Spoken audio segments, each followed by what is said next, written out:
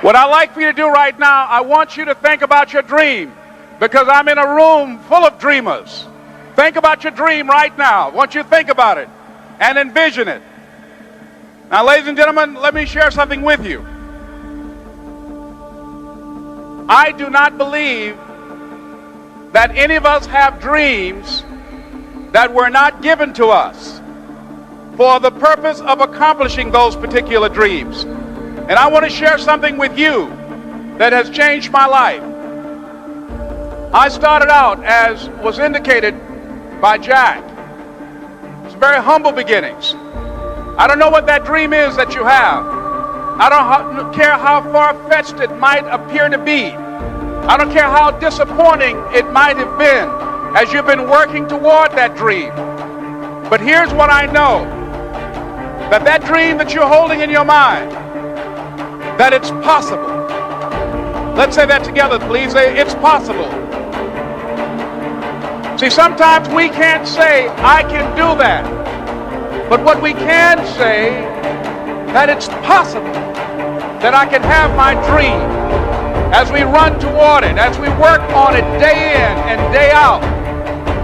No one, ladies and gentlemen, could have convinced me when I started out just over 6 years ago, working on my dream. And I want you to think about whatever your dream is, because I was willing to take a chance, and most people won't do that. Most of the people that you talk to try and bring them into the business, these are not risk takers. Most people have done all that they're ever going to do. They raise a family, they earn a living, and then they die. But people who are running toward their dreams, life has a special kind of meaning. And here's what I will share with you, that in the process of working on your dreams, you are going to incur a lot of disappointment, a lot of failure, a lot of pain, a lot of setbacks, a lot of defeats. But in the process of doing that, you will discover some things about yourself that you don't know right now. What you will realize is that you have greatness within you. What you will realize is that you're more powerful than you can ever begin to imagine. What you will realize is that you're greater than your circumstances, that you don't have to go through life being a victim. As Jack indicated, I was born in Miami, Florida, in an area called Liberty City, in an abandoned building on a hard linoleum floor with my twin brother. We were 6 weeks of age. We were adopted. When I was in 5th grade, I was identified as EMR, labeled educable, mentally retarded, put back from the 5th grade into the 4th grade, and stayed in that category until I got out of high school. I don't have any college training, but I met a high school teacher who one day changed my life. I was waiting on another student, and when he came in, he said to me, young man, go to the board and write what I'm about to tell you. And I said, I can't do that, sir. He said, why not? I said, I'm not one of your students. He said, it doesn't matter, follow my directions now. I said, I can't do that, sir. He said, why not? I said, because I'm educable, mentally retarded. And he came from behind his desk and he looked at me. He said, don't ever say that again. Someone's opinion of you does not have to become your reality.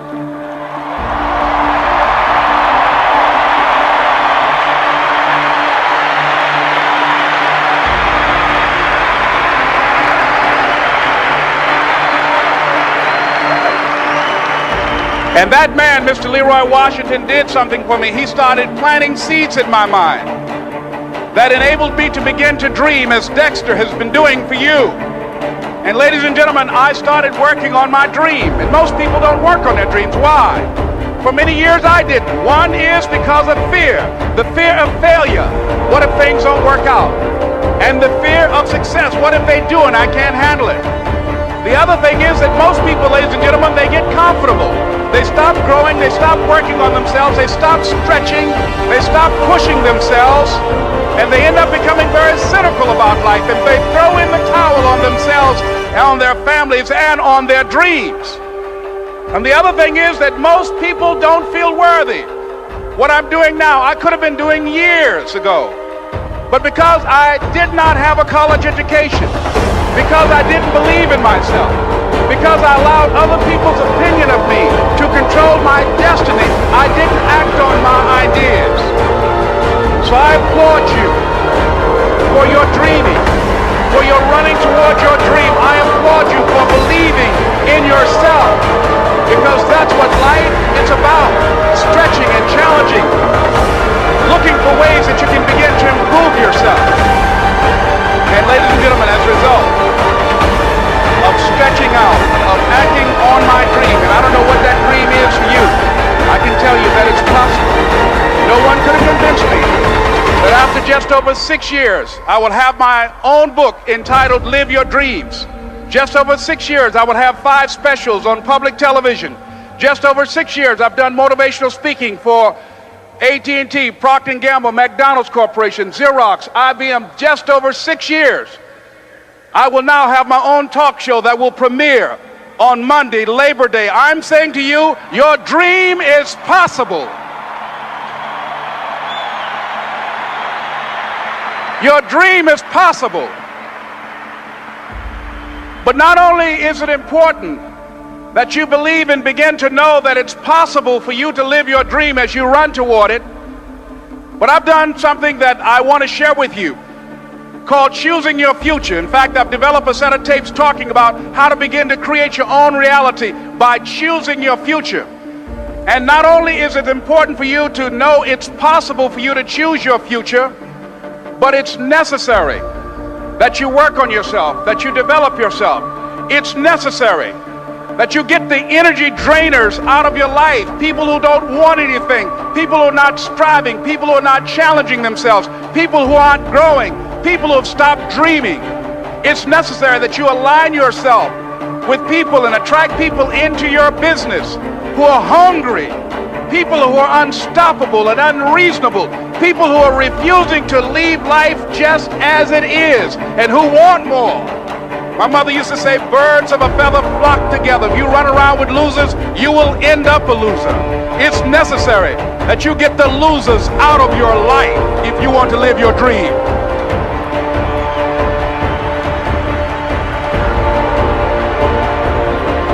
It's necessary to know that everybody won't see it, that everybody won't join you, that everybody won't have the vision. It's necessary to know that a lot of people like to complain, but they don't want to do anything about their situation, that you are an uncommon breed. You know, you have to know within yourself that I can do this. Even if no one else sees it for me, I must see it for myself. That's necessary. It's also, ladies and gentlemen, necessary that you be creative when you're working on your ideas, that you understand the importance of changing up, of readjusting your strategies. Many times we can have a great idea, but if you're not advancing it in the right way and things don't happen, you become discouraged and think the idea doesn't work. No, that's not true. It's necessary that we become creative. I remember when I was in New York walking down the street, and a guy approached me and said, "Hey, mister, can I shine your shoes?" And I said, "No, I'm in a hurry. I don't have time." I kept walking. Someone else said, "Hey, man, your shoes look funny. Can I shine your shoes?" I said, "No, I don't have time. I'm sorry, I'm busy." And I was walking fast, and many people solicited me for my business. And then finally, a young man stepped in front of me, and he said, "Excuse me." And he started counting, 97, 98, 99, 100. He said, "Sir?" I said, "Yes." He said, "Come here, please." I said, "What is it?" He said, "Today is my birthday. And every year, just to thank God for another year of life, the 100th person who passes my shoe shine stand, I offer them a free shoe shine. Would you give me the honors?" I said, "Why, sure." I got up on the shoe shine stand, George, and I sat there, and he shined my shoes diligently. And when I got down, I looked at them, they were sparkling. And I was walking away, and I said, "Thank you." And I stopped, I said, "Excuse me, but how much do you usually charge?" He said, "Only $2. I said, "I tell you what, today's your birthday. Here's $5, keep the change." He said, "Thank you." As I was walking away, looking in the opposite direction at other people coming, he started counting again. 97, 98, 99, 100.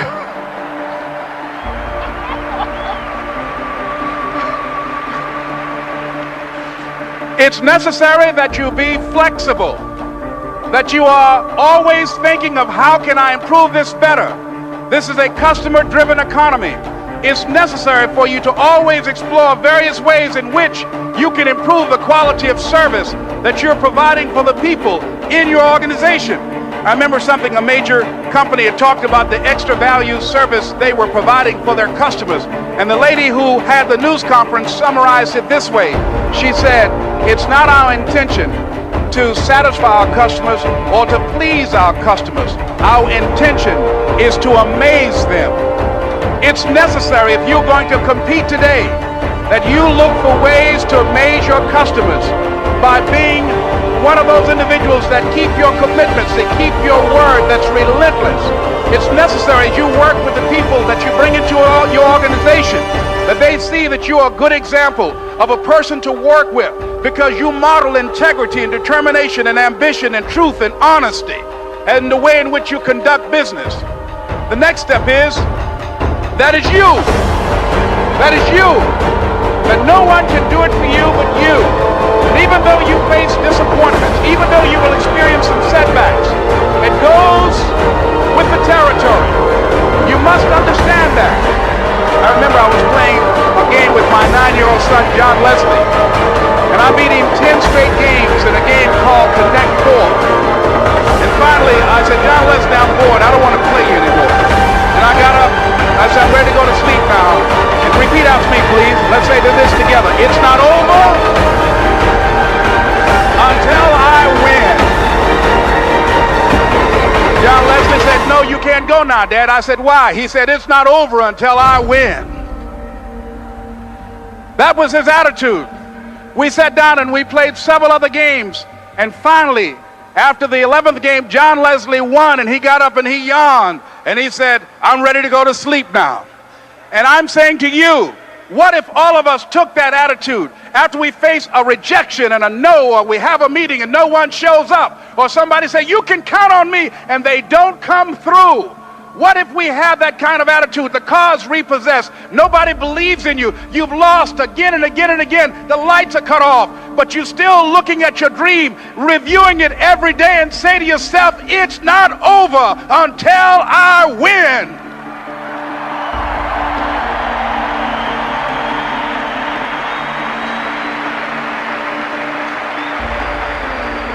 Life will yield to you. Now here's the next step. Repeat after me, please. It's possible. I can live my dream. It's necessary. I work on myself. Surround myself with winners. Become creative. It's me. I've got to make it happen. It's not over until I win.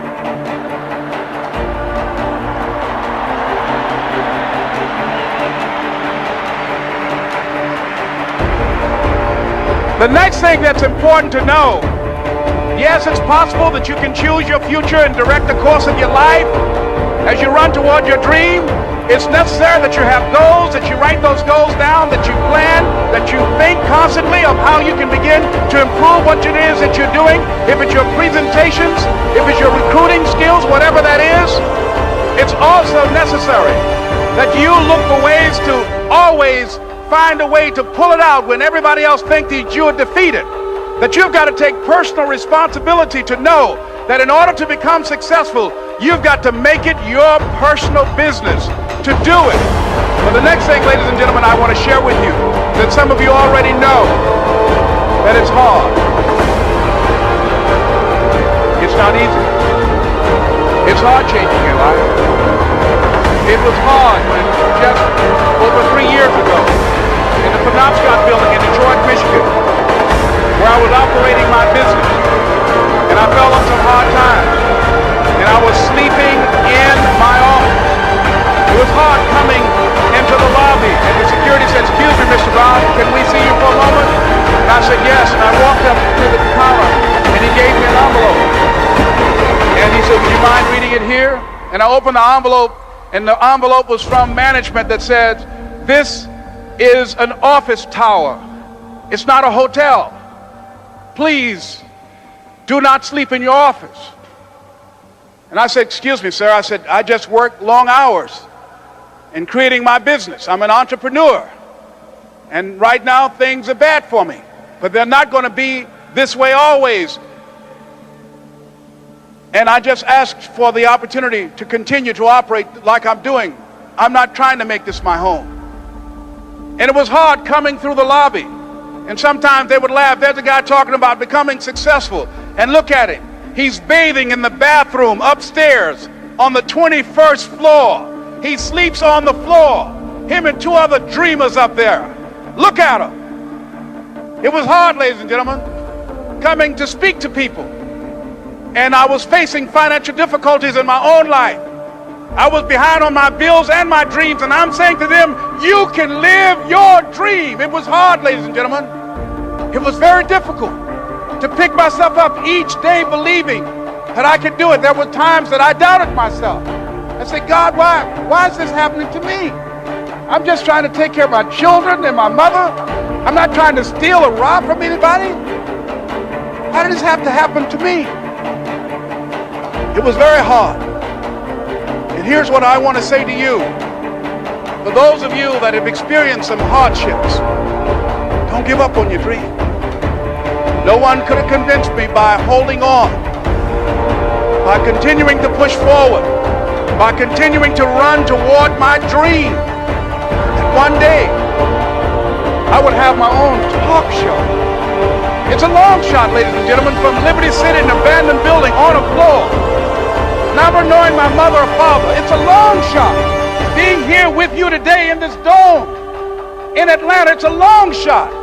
No college training, labeled educable, mentally retarded, but I kept running toward my dream.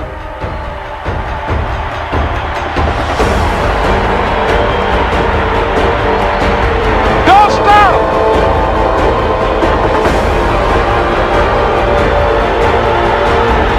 Don't stop.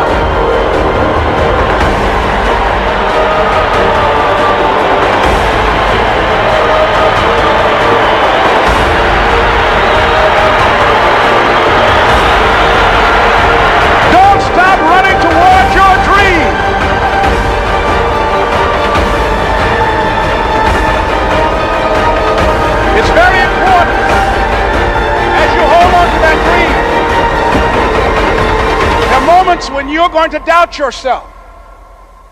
There are rough times are going to come, but they have not come to stay. They have come to pass.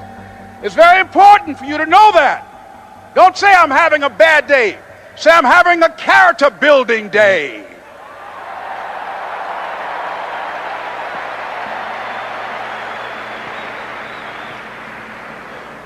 It's very important for you to believe that you are the one to make this happen. I remember this high school teacher, Mr. Leroy Washington, at the end of school one June, it was just a few days before we were supposed to leave, and I just got my report card, and it indicated that I'd failed history, and I'd failed English, and I would have to go to summer school. And I was feeling within myself that I was a failure, that I'm slower than most people in getting paperwork, and I was feeling down on myself and very negative. And Mr. Washington was giving a speech to the graduating seniors, and I was in 11th grade. And even though I wasn't supposed to be in there, I went in there because the speech he was giving, that speech was for me. And as he talked, my heart began to beat fast. Tears began to run down my eyes, and I was in the back just listening to him, because he said, and he was a very dramatic man. I still talk to him to this day. He said, as graduating seniors of Booker T. Washington High School, I want you to know that you are blessed and highly favored, and that as you go toward the future, begin to know that you have greatness within you. And if just one of you here begin to envision yourself as being blessed and highly favored to reach your goals, if just one of you capture the essence of what that means, that you have greatness within you and a responsibility to manifest that greatness, that you can make your parents proud, you can make your school proud, you can touch millions of people's lives, and the world will never be the same again because you came this way. And the students gave him a rousing standing ovation. And as he left the auditorium, I ran down the steps and I caught him in the parking lot. I said, Mr. Washington? He said, yes. I said, do you remember me, sir? He said, no. I said, my name is Leslie Brown. My mother, she works in the cafeteria here. I'm one of the twins, Leslie and Wesley. He said, Mr. Washington, you know, I got these big dreams, and I like talking to people. I love people. He said, I want to work with people, and I got this dream of buying my mama a home. Could I do that, Mr. Washington? He said, it's possible, Mr. Brown. And as he walked away, I called him again. I said, Mr. Washington? He said, what do you want now? I said,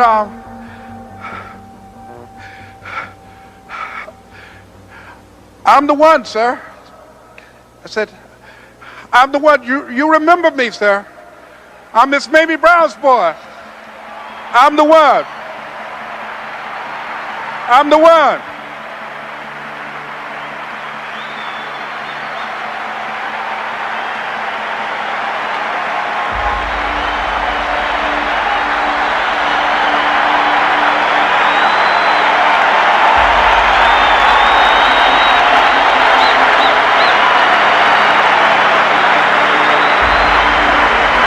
And you must feel that's why you're here, because you are the one. And I remember when PBS first played one of my specials called You Deserve, one Sunday afternoon in Miami, Florida. I had some friends call him to tell him to tune in. And he watched the program. He called me in Detroit, and I answered the phone. I said, hello. He said, may I speak to Les Brown, please? I said, who's calling? He said, you know who this is. I said, oh, Mr. Washington, it's you. He said, you were the one, weren't you? I said, yes, sir. He said, and you were so crazy. I said, I know, but I'm rich now.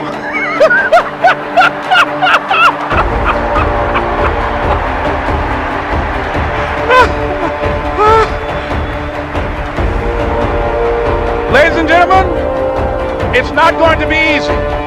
It was hard laying on the floor of the Penobscot building, looking out of the window, daydreaming, saying, Les, can you do this? Can you make this happen? I used to listen to tapes day in and day out about See You at the Top, my great friend Zig and Dennis Waitley and different other motivational speakers, and Dr. Norman Vincent Peale. And Dexter saying, don't let nobody steal your dream. I used to ask myself, can I do this? And something said within me, you're the one. You're the one. Now let me tell you something, ladies and gentlemen. While you're here, before you go back home to your respective cities and communities, write down at least 5 reasons on why you deserve your dream. Why you won't give up, what's going to make you unstoppable, why you must be unreasonable, because logical, practical thinking says you can't do it today. But if you want to produce unreasonable results in your life, like living your dream and taking charge of your destiny, you've got to be an unreasonable person. You've got to be an uncommon person. So write down the reasons of why you're here. My first major goal was to buy my mother a home. And let me tell you something, ladies and gentlemen. What will reasons do, Les? Nietzsche said, if you know the why for doing, you can endure almost anyhow. What do you mean by that? If you know why you're doing something, when the hard times come, and they're going to come, when the disappointments and the rejections come, and they're going to come by the truckloads, your reasons will be your rod and staff to comfort you, to pick you up. Once again, I got a saying on one of my tapes, if life knocks you down, try and land on your back, because if you can look up, you can get up. Let your reasons get you back up.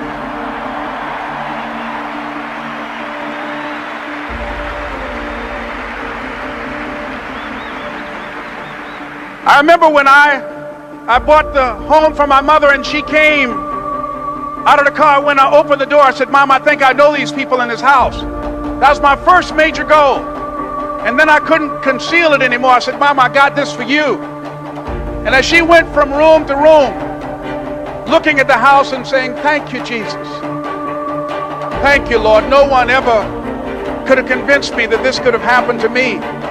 And she looked at me and she said, Leslie, And you caused me so much problems as a boy. You were always into stuff.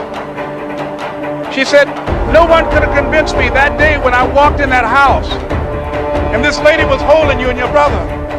And she said, ma'am, I want you to promise me two things. And she said, what is it? She says, one, promise me that you won't separate them. She said, I want them raised together. I want them to know each other. I got pregnant while my husband was away in the war, and I can't keep them. Promise me that you won't separate them. She said, I promise I won't. I've never had children. I promise I won't separate them. And she said, promise me that you'll never tell them about who I am, because if my husband ever found out, he would kill me. She said, I promise. And she said that she gave them to us, and she kind of cried, and she was walking out the door, and she looked at my Dr. Mother. She said, remember, don't you separate them. She said, I swear to God, I won't separate them. I'll keep them together. And she said, as I held y'all in my arms, I never had these children in my arms. I didn't know how I was going to do it. I knew with the help of God, I would. Ladies and gentlemen, my mother had a dream of having children and raising us. She didn't know how she was going to do it. You're going to be just like that. And some of you are already there. Well, you don't know how you're going to make this happen, but you just feel within yourself some way, somehow, with the help of God, I'm going to make it happen. Repeat after me, please. No matter how bad it is, or how bad it gets, I'm going to make it. I'm going to make it. Shake somebody's hand on your right and left and say, you got the right stuff.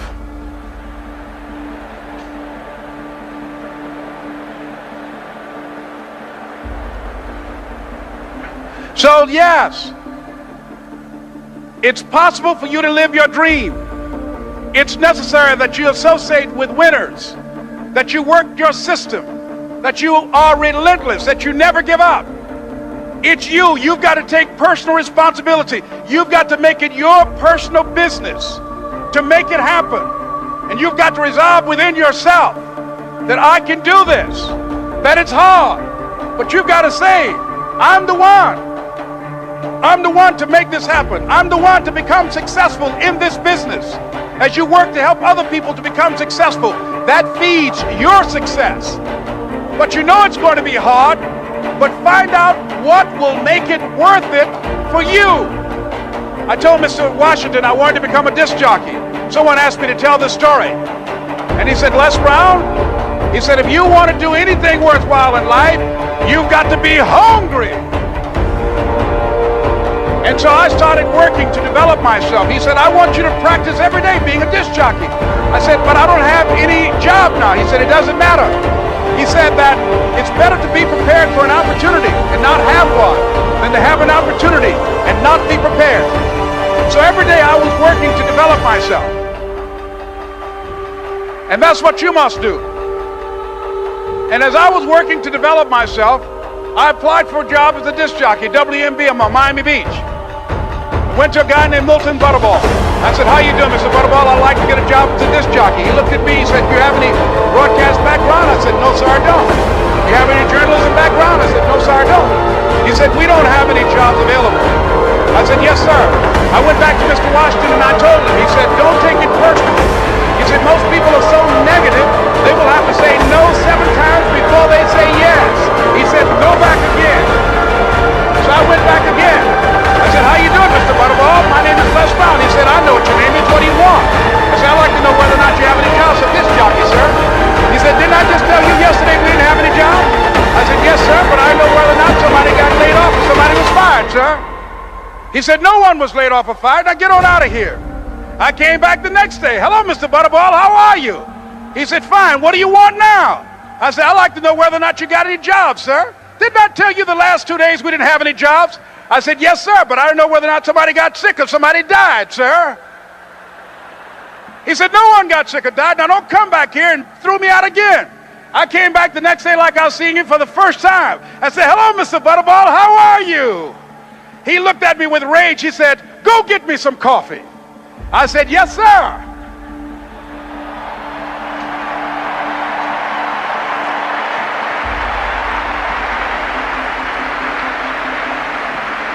And I went to get him some coffee. After a while, I would get their lunch and dinner, and I would go in the control rooms and take the disc jockeys their food, and I would not leave until they would ask me to leave. Then they started trusting me to pick up entertainers that came to town. Entertainers like the Four Tops and the Temptations and Diana Ross and the Supremes. I would drive them all over Miami Beach in the disc jockeys, big long Cadillacs. I didn't have any driver's license, but I was driving like I had some.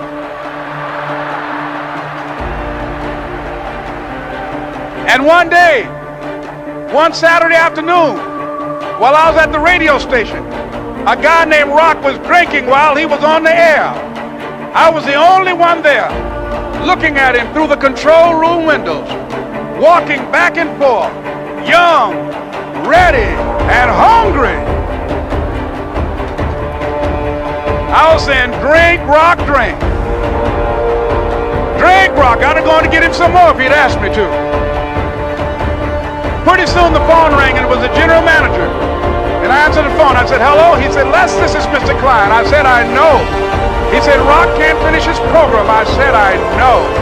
He said, would you call one of the other DJs in? I said, yes, sir. I hung the phone up. I said, now he must think I'm crazy.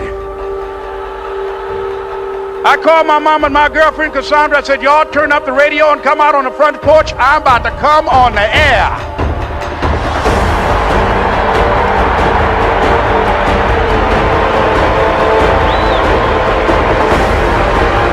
I waited for about 20 minutes, and I called him back. I said, Mr. Klein, I can't find nobody.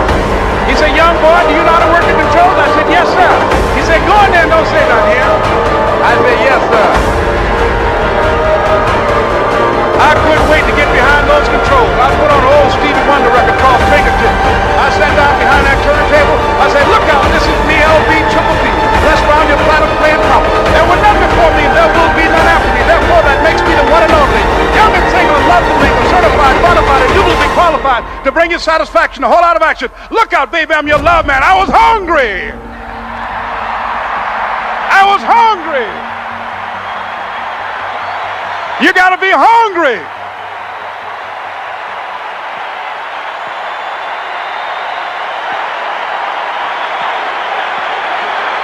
You got to be hungry.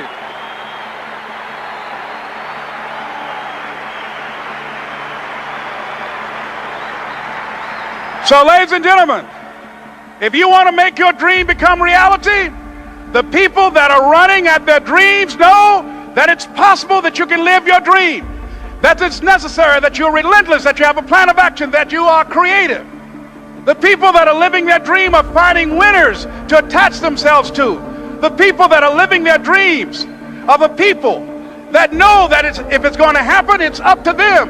And they're resolving within themselves, it's not over until I win. The people that are running after their dream know they're going to have hard times. They keep on running because they're saying within themselves, I'm the one.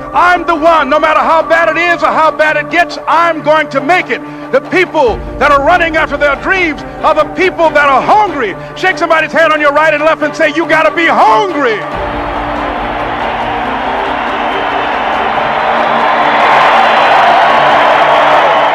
And as you run toward your dream, I want to dedicate this to you that I love very much. I want to thank Dexter and all of you. It's something that I'm known by.